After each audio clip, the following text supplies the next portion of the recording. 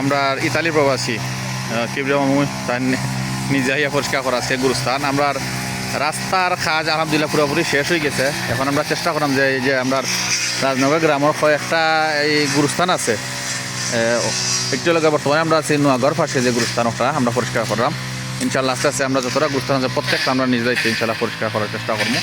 আর এই যে আমরা যুব সমাজ সদস্য হলে খুব মেহনত করা কষ্ট করা আল্লাহ সবাই দোয়া করবো আল্লাহ তালা তারা মেহনত কবুল করার।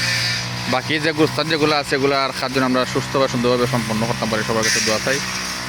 এইগুলোর সদস্য আরও আইরা অনেকে গেছেন রেস্ট নেওয়ার লাগি।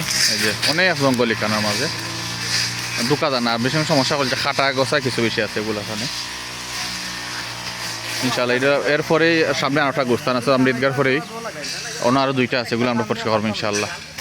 সালামু আলাইকুম।